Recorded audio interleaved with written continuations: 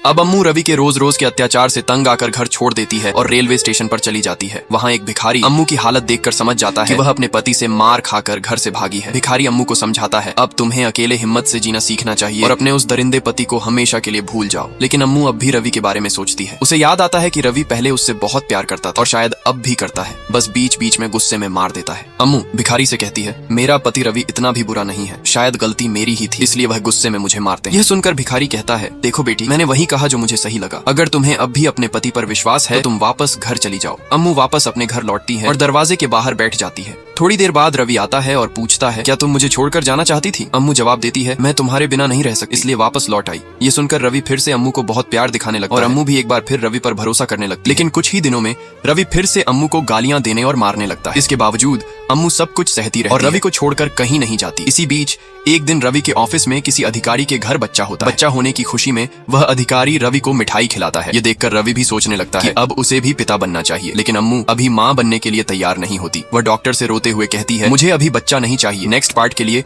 Like और comment करें।